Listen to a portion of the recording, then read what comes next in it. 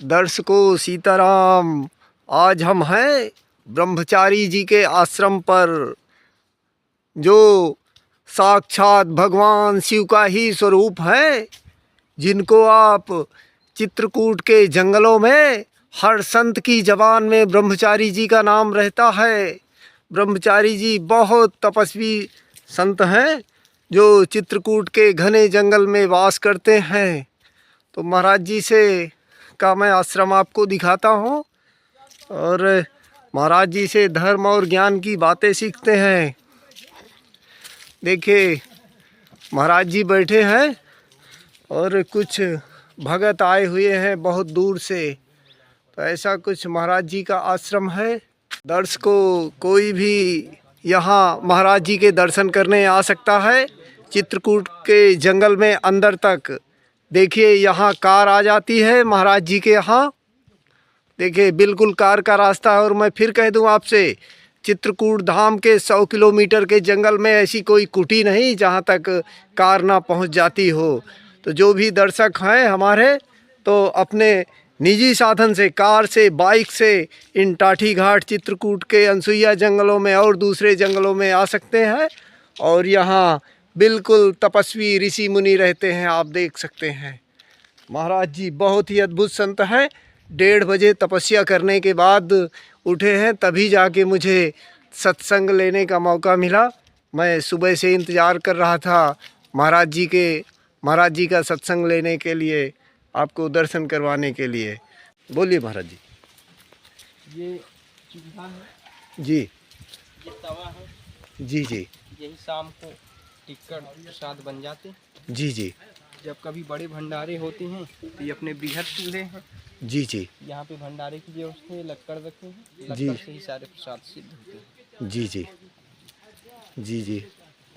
और ये महाराज जी का आसन लगा हुआ है। ये पन्नी की व्यवस्था है। यहाँ जी। कोई बिल्डिंग नहीं, केवल महाराज जी पेड़ के नीचे रहते हैं और भजन का ऐसा विधान है।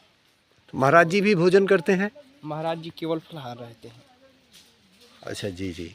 और ये है यहाँ पे जो सेवक रुकते हैं उनकी एक कुटी बनी हुई है, पन्नी टंगी हुई है। जी जी जी जी जी। इस पन्नी में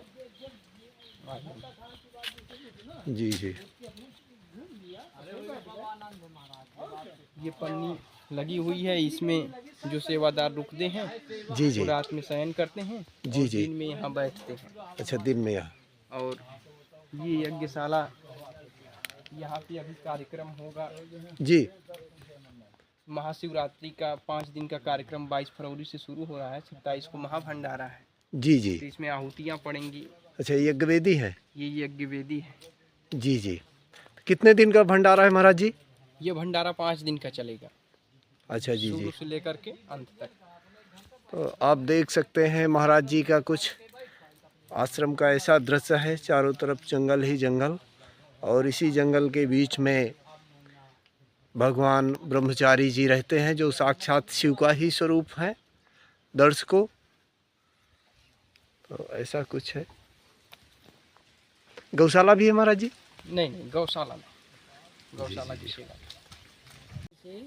सनातन धर्म में ये विधान पाया गया है कि अगर किसी को धर्म मार्ग में चलना है तो सबसे पहले वह हमारे सनातन धर्म की जो नियमावली है उसका रूपरेखा बनाए। जैसे सुबह उठ कर के संध्या करनी चाहिए। हमारे सनातन धर्म की त्रिकाल संध्या मेन है। संध्या करता हुआ जो व्यक्ति होता है उसके हृदय में सतोगुण की अवृद्धि हो जाती है। सतोगुण की जिसके हृदय में अवृद्धि हो जाती है वह उसके मार्ग से कभी भटक ही नहीं सकता, अर्थात परमात्मा का वो सनातन मार्ग है। इसलिए सबसे पहले उसे संध्या करना चाहिए। संध्या न करने से ही उसके जीवन में अंधकार आता है। संध्या प्रकाशमयी है। वह वेला जो है संध्या उसके जीवन में प्रकाश बिखेर देती है। विशेष करके ब्राह्मण को इसमें शास्त्रों में विशेष बताया गया है। ब्राह्मण त्रिकाल संध्या करता है तो मोक्ष का स्वरूप। यद्यपि क्षत्रिय और वैश्य को भी करनी चाहिए। और अगर वो धर्म का आचरण करना चाहे तो सबसे पहले अपने जीवन को धर्म में बनाए, फिर अपने परिवार को, फिर परिवेश, फिर समाज की ओर बढ़े। लेकिन सबसे पहले उसे अपने को धर्म में बनाना होगा। ब्रह्म कोई ऐसी वस्तु नहीं है कि जो खोजने के बाद तत्काल उसका प्राप्ति हो जाए। यह महापुरुषों का अनुभव है कि कई कई जन्म लग जाते हैं उस ब्रह्म की खोज करने के लिए, लेकिन उस ब्रह्म की प्राप्ति उसी को होती है जो सतत वो निरंतर करता ही रहता है और धर्ममय मार्ग से चलता है, धर्म का आचरण करता है, धर्ममय परिवेश में रहता है, अपने द्वारा कोई भी ऐसा आचरण नहीं करता जिससे समाज में एक प्रदूषण फैले, अर्थात वह हमेशा धर्ममय वाणी, धर्ममय मन और शरीर से, काया वचन और क्रिया से वो हमेशा धर्मपरायण होता है। वही गृहस्थ हो या विरक्त हो, अर्थात प्रवृत्ति मार्ग हो या निवृत्ति मार्ग हो, उसे धर्ममय होना पड़ेगा। जब वो धर्ममय होगा तो धर्म रक्षति रक्षिता, जो धर्म की रक्षा करता है धर्म उसकी रक्षा करने लगता है, ये अपने आप वो धर्ममय हो जाएगा। व्यक्ति को एक दिन भोजन न मिले तो शरीर उसका डोलने लगेगा, अर्थात शरीर में इतनी क्षमता नहीं होती है कि वो क्रिया कर ले।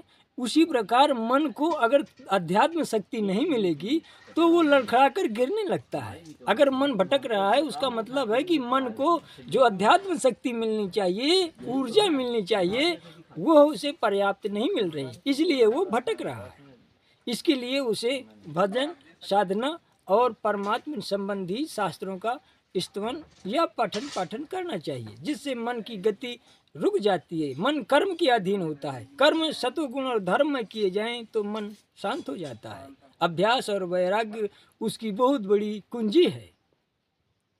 भगवान कोई मार्ग, कोई विधि है? मन के लिए सबसे अच्छी विधि प्राणायाम है। प्राणायाम से मन शीघ्र ही शांत हो जाता है। त्याग उसका बहुत बड़ा सहयोगी है। जी जी। वैराग्य आधार है। इसलिए शिव जी की इच्छा से साधक को हमेशा त्याग और वैराग्य का सेवन करना चाहिए और मन रूपी ये चंचल इंद्रिय को परमात्मा रूपी वो आधार में स्थिर करना चाहिए।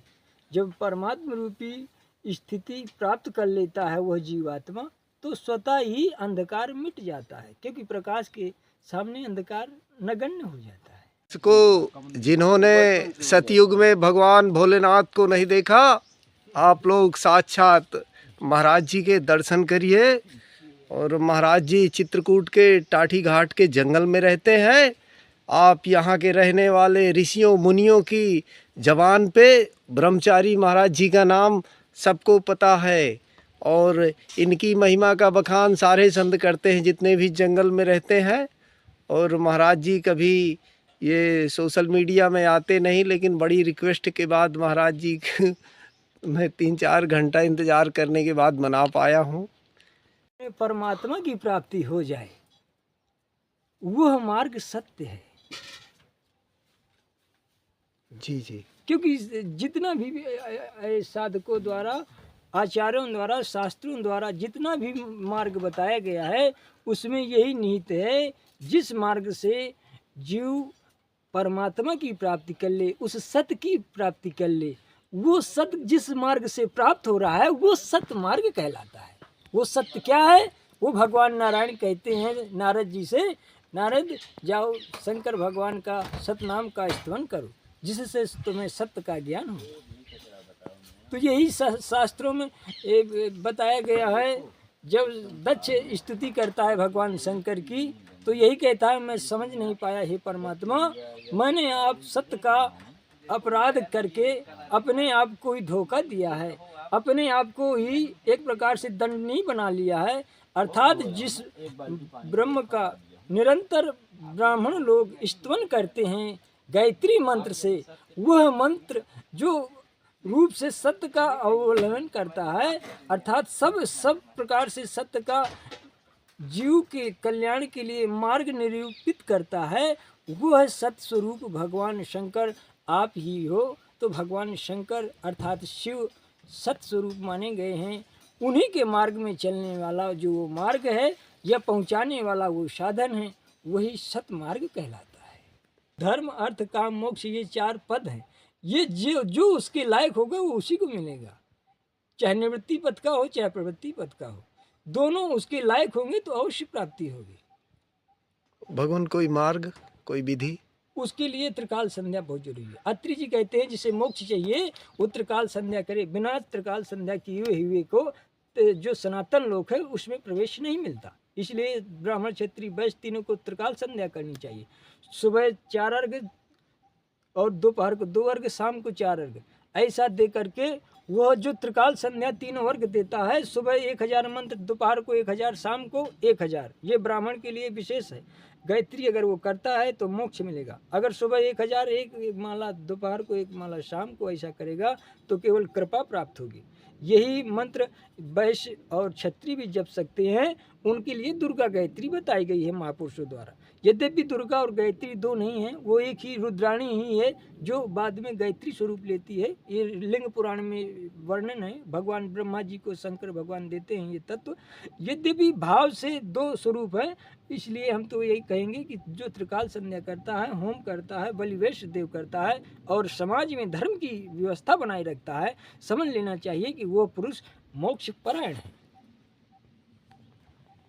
तो महाराज जी क्या घर बैठे भी कर सकते हैं? हाँ, शास्त्र में लिखा हुआ है जो 25 लाख मंत्र जाप कर लेता है उसका एक वर्ण से दूसरे वर्ण में परिवर्तन होता है। जैसे शूद्र है 25 लाख मंत्र जाप करेगा लेकिन बिना जनेऊ वाला प्रणव न जपे, केवल नाम मंत्र जप। शूद्र है 25 लाख जप करेगा तो वैश्य होगा, वैश्य 25 लाख मंत्र जाप करेगा तो क्षत्रिय होगा, क्षत्रिय भी 25 लाख मंत्र जाप जब करता है तो वो ब्राह्मण होता है। ब्राह्मण 24 लाख में जब गायत्री करता है तो ब्रह्म पद की प्राप्ति करता है। इसलिए ये निश्चित है, अपने अपने कोर्स को जो पूरा करता है आगे वर्ण को प्राप्त करता है। और यही व्यवस्था है मोक्ष की भी। जो ब्रह्म से परे है, जिसे ये आत्मा के अलावा कोई नहीं जान सकता, जो शरीर के अंदर है शरीर भी उसे नहीं जान सकता, जो इंद्रियों के अंदर है इंद्रिय उसे नहीं जान सकती, जो चक्षु के अंदर है चक्षु उसे नहीं जान सकता, जो श्रवण इंद्री और घ्राण इंद्री, रसना इंद्री, इन सब के अंदर विद्यमान है, वो हमेशा शाश्वत है। उस ब्रह्म को भी जो जानने में सफल नहीं होते हैं वो पर ब्रह्म है। अर्थात ब्रह्म को कोई जान नहीं सकता, केवल अनुभव के द्वारा ही प्राप्त हो सकता है। वह ब्रह्म न किसी के द्वारा भी और न शास्त्र से, न किसी भी स्थिति में प्राप्त नहीं होता। उसकी प्राप्ति के लिए वह ब्रह्मीभूत हो जाए तब उसका केवल अनुभव हो सकता है। पर ब्रह्म मिलना बड़ा कठिन है, ये महायोगियों को भी दुर्लभ है। वह तत्व पाना बड़ा कठिन है। ये विषय में बात तो वही कर सकते हैं जिन्हें उस पर ब्रह्म की प्राप्ति हो गई है। हमने तो ये अनुभव लगाया है कि ब्रह्म केवल उसके अनुभव से, जिस प्रकार किसी का पशु खो जाता है तो उसके पाद चिन्हों से उसे पता लगाता रहता है, अगर तुम समय पर पा भी जाता है, उसी प्रकार हम शास्त्र, गुरुजनों, माता पिता, आचार्यों के अनुभव के द्वारा, शास्त्रों के द्वारा उसका मनन कर रहे हैं।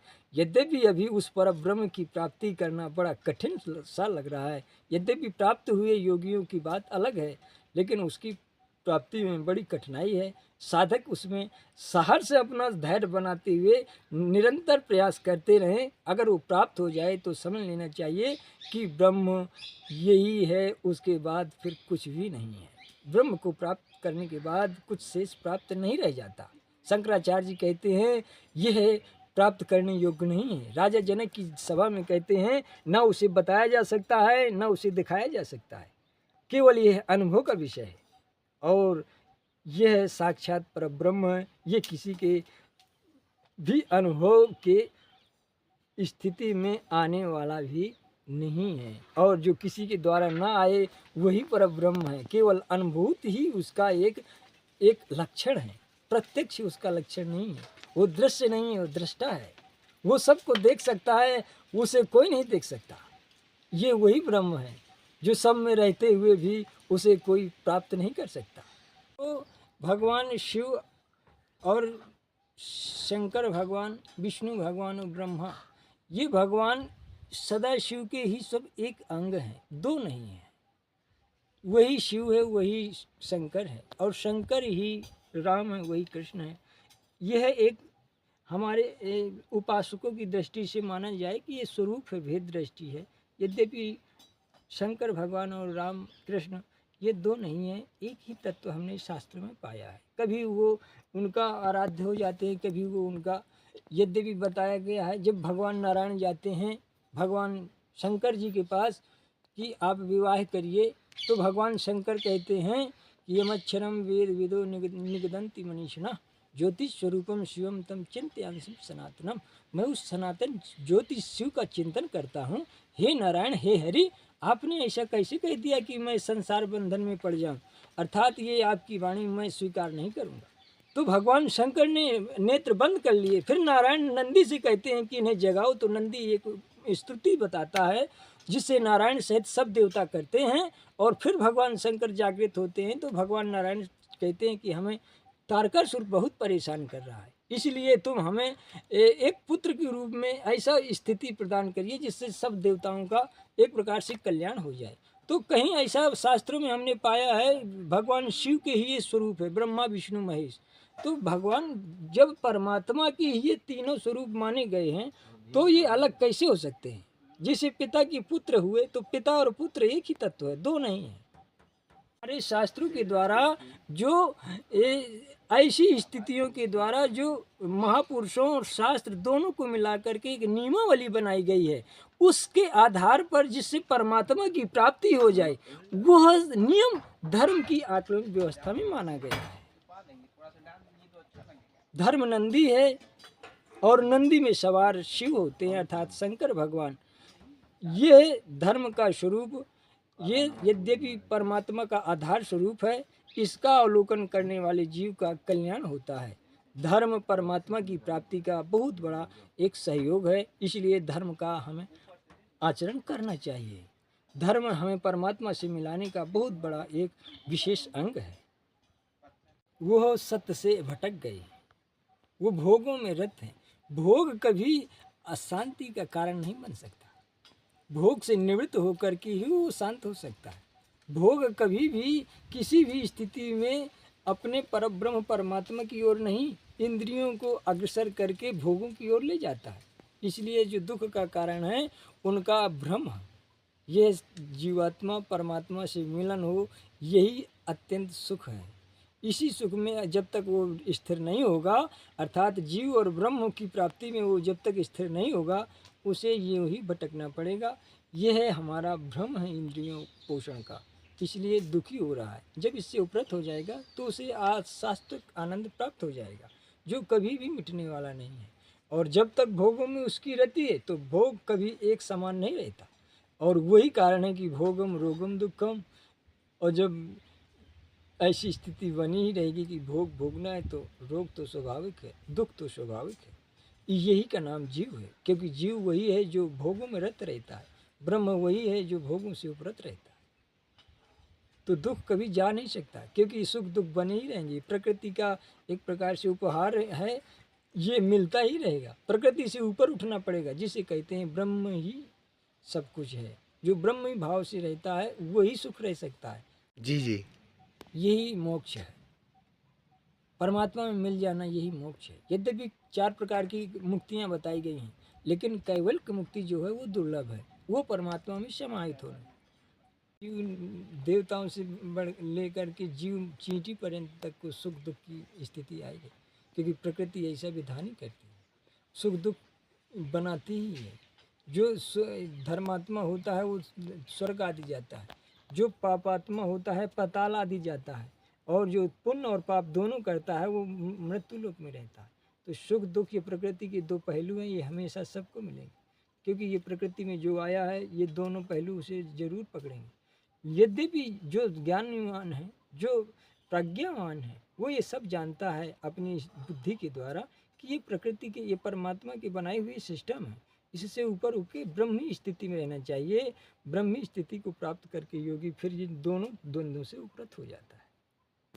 अनुसुईया जी भी विधान करती हैं। पार्वती जी के विवाह में भी पार्वती प्रकरण में आते हैं, उसमें समझ लेना चाहिए। हृदय में जैसे जैसे कोई धर्म की स्थापना करनी है अपने हृदय में, चुपचाप शांत होकर बैठ जाए तो हृदय ही बताएगा तुम्हारे धर्म की क्या व्यवस्था है। वो चुपचाप प्रश्न करे कि मुझे पति का क्या धर्म निभाना है, तो वो अपने आप ही हृदय में बैठा हुआ परमात्मा प्रसीद प्रभु सर्वभूताधिवासम, समस्त जीवों के हृदय में बैठा हुआ वह ब्रह्म अपने आप उत्तर देगा तुम्हारा क्या दायित्व है और तुम्हें कौन से धर्म का पालन करना चाहिए। ये गुरु रूप में बैठा हुआ है। भगवान से जितने भी स्वरूप लेके आए हैं वो हमारे शास्त्र में वर्णन है। माता पिता, ये माता प्रथम गुरु है, पिता द्वितीय, और जो मंत्र देता है वो तृतीय गुरु है। ये गुरु स्वरूप परमात्मा का ही है, ये ब्रह्म है और वो पूर्ण ब्रह्म है। जब तुम ब्रह्म के स्थिति में धर्म का पालन करोगे तो वो पूर्ण ब्रह्म की साक्षात व्यवस्था अपने आप हो जाएगी। इसलिए गुरु का भी यथावत सम्मान, धर्म का आचरण गुरु से भी करना चाहिए। शास्त्रों में आया है कि जो पुत्र का दायित्व है तो पुत्र उसे कहते हैं जो अपने पिता का, अपनी माता का आज्ञा का पालन करे और उसे क्रियादाय पिंड तक का विधान कर दे और उसके बनाए हुए शास्त्रों धर्म का पालन करे, उसकी मर्यादा समाज में स्थिर रहे, ये पुत्र दायित्व कहलाते हैं। ये उसको इस धर्म का पालन करना चाहिए और हमेशा त्रिकाल संध्या करके सूर्य को अर्घ देना चाहिए। सूर्य को अर्घ देने से सूर्य देवताओं का और मध्याह्न में सबका और शाम को पितरों का आनंद अपने आप देता है। जो शाम को सूर्य अर्घ देते हैं उसके पुत्र जो पितृ दोष लगता है वो दोष दूर हो जाता है। इसलिए सूर्य अर्घ अवश्य देना चाहिए। ये पुत्र का धर्म है, त्रिकाल संध्या करे ताकि पितरों की गति बन जाए। पुण्य और पाप ये दोनों परमात्मा के पास है। राक्षस और धर्मात्मा परमात्मा की सृष्टि है, खत्म नहीं हो सकता है। कभी किसी का बढ़ोतरा, किसी का कम, किसी की बढ़ोतरी, ये बना ही रहेगा, ये खत्म नहीं हो सकता। यही माया का सिस्टम है। शास्त्र में विधान है कि अगर पति कहे तो उपवास करे, नहीं ऐसे ही अपना विधान धर्म उचित करती रहे। यद्यपि शास्त्रों में लिंग पुराण में आया है स्त्रियों को 15 दिन तक ही पूजन करना चाहिए, क्योंकि 15 दिन वो अशुद्ध अवस्था रहती है और 15 दिन वो देव पूजन करें और मनसा नाम जप कर सकते हैं। और यद्यपि शास्त्र में वर्णन है अगर किसी की 50-60 से अवस्था आगे हो गई है तो किसी तीर्थ में ऐसा पति की आज्ञा से उसे पूजन भजन या अनुष्ठान करना चाहिए, ऐसा शास्त्र में पाया गया है। पति के अधीन रहने पर ही स्त्री का सब कुछ फलीभूत होता है।